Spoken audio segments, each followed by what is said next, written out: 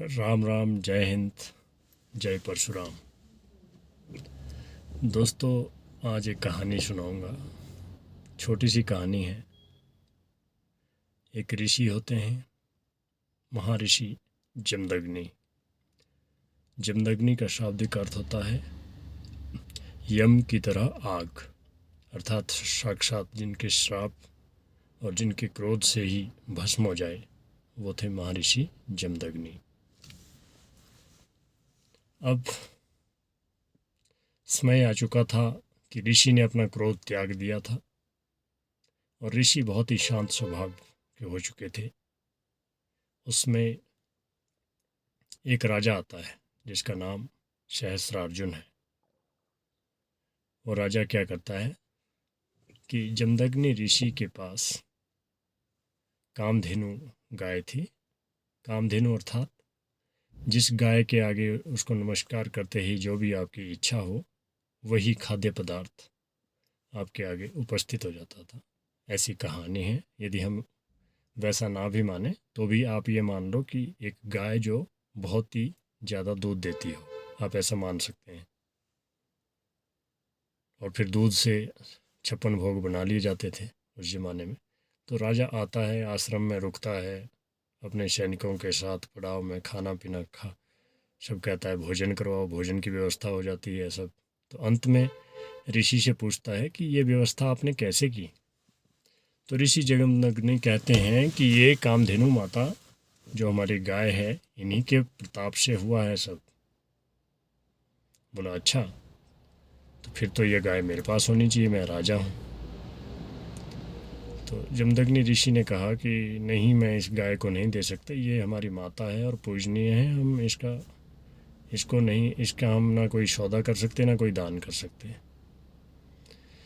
इसी बात से सहस्रार्जुन क्रोधित हो उठता है। वो आश्रम में उसमें ज़्यादा लोग नहीं होते हैं, तो ऋषि जमदग्नि का सिर काट लेता है और वहाँ से चला जाता है। जमदग्नि ऋषि के कई बेटे थे,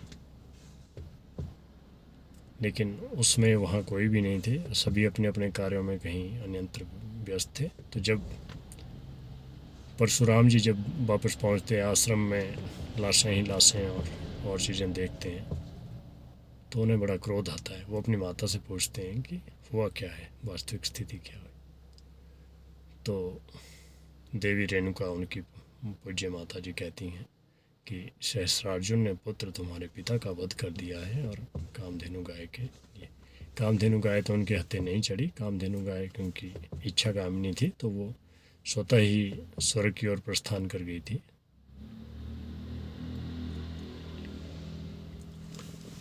अब परशुराम प्रतिशोध की ज्वाला में संदेश भिजवाते हैं सहस्रार्जुन से कि जहाँ कहीं भी हो तेरी मृत्यु निश्चित है। वो जाते हैं महल में और सहस्रार्जुन से युद्ध करते हैं और उसे पराजित करके उसकी 1000 भुजाओं को काट लेते हैं और उसे मार देते हैं। दोस्तों, यहीं से कुछ नैरेटिव गढ़े गए कि परशुराम क्षत्रियों के दुश्मन थे, क्षत्रियों को 21 बार उन्होंने पृथ्वी विहीन कर दिया। ऐसा कुछ नहीं हुआ था।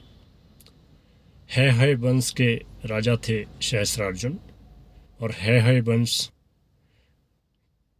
के 21, उसमें कुछ पीढ़ियाँ हो सकती हैं, कुछ उनके बंधु बांधव हो सकते हैं। 21 क्षत्रियों का उन्होंने, जो उनके सामंत सेनापति आप कह सकते हो, जो उनकी ओर से लड़ते थे, इंक्लूडिंग सहस्रार्जुन, उन सभी का वध कर दिया। तो कथा इतनी सी है कि परशुराम की जो छवि बनाई जाती है वो कुछ गलत बनाई जाती है। परशुराम ठीक है, परशुराम क्रोधित और ये, लेकिन उनका मकसद वो न्याय के लिए कार्य करते थे और वो सर्व समाज के भगवान हैं। परशुराम कोई केवल ब्राह्मणों के भगवान नहीं है, सर्व समाज के क्षत्रिय भी उन्हें पूजते हैं। क्षत्रियों की तरह वीरता और साहस उनमें था और उन्होंने धारण करना पड़ा। उन्होंने खुद कहा, उन्होंने श्री कृष्ण से भी कहा था कि क्षत्रिय जब धर्म के विरुद्ध हो जाएगा, क्षत्रिय का अर्थ किसी जाति से नहीं, मतलब जो शस्त्र के दम पर दमन, आज के समय में आप किसी भी देश की सरकारों को ले सकते हैं। कुछ सरकारें भी इसी तरह से चली हुई हैं। आप देख ही रहे हैं दुनिया में क्या हो रहा है, कोई किसी के जबरन कब्जे कर रहे हैं, कोई किसी को कह रहा है कि मेरी बात नहीं सुनेगा तो मैं तेरे ऊपर प्रतिबंध लगा दूंगा, ऐसा वैसा। तो सरकारों का मतलब ये है। तो परशुराम जो एक आंदोलनकारी, क्रांतिकारी और न्याय दिलाने वाले भगवान हैं। जय परशुराम।